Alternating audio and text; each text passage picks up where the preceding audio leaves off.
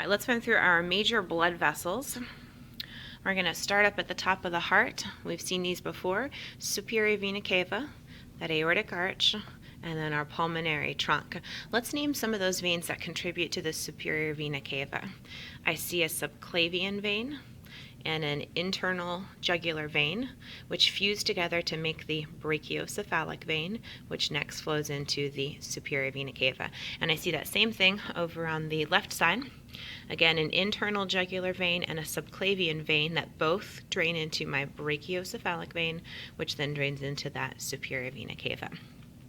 Looking at the arteries coming off the arch of the aorta, first I get the brachiocephalic trunk or artery. Remember, that only exists on the right side of the body, and it gives rise to the right common carotid artery and the right subclavian artery.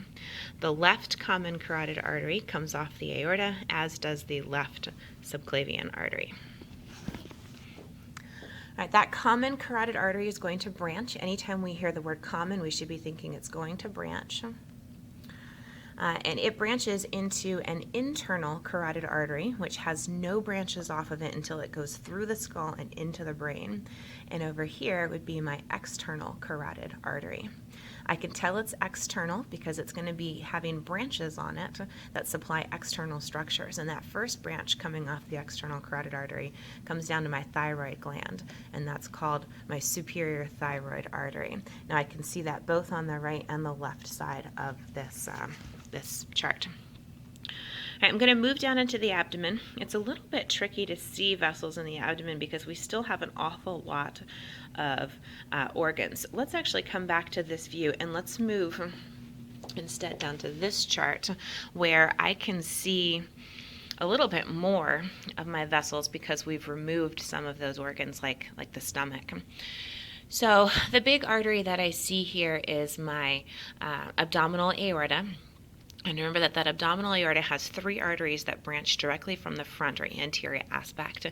There's the celiac trunk, which is a short artery with three branches. So my celiac trunk gives off the gastric artery, the splenic artery, and then the common hepatic artery.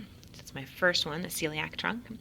The second one we can see here, although the pancreas is blocking the spot where it comes off the aorta, that's my superior mesenteric artery. And then below, my inferior mesenteric artery. Let's look at those three arteries one more time over here. So again, my celiac trunk, which is easily identifiable because of the three branches coming off of it. Let's get that in focus. Gastric, splenic, and then common hepatic. My superior mesenteric artery and my inferior mesenteric artery. All right, I'm going to swing back over to this image. Continuing inferiorly, I see that my abdominal aorta splits or bifurcates here, giving off two common iliac arteries. So two common iliac arteries, and then each common iliac artery splits again, giving me an external iliac artery, which will go down and supply the lower limb, and an internal iliac artery, which goes into the pelvis. And I see the same thing over on the other side, although it's kind of hard with this peritoneal membrane in place. Other arteries coming off the aorta include lumbar arteries, and they would come off on both sides, lumbar arteries.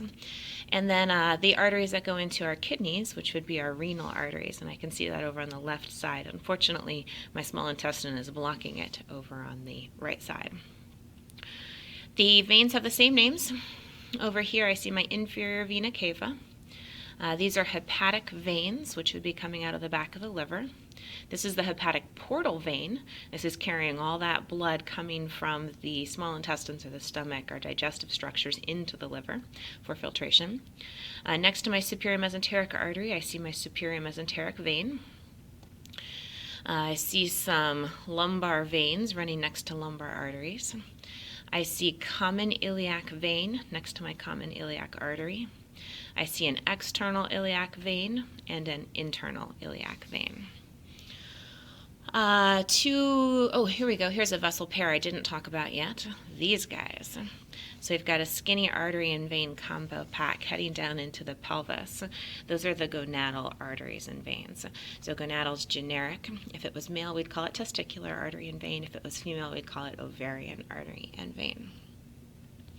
All right, let's look at those same structures over here.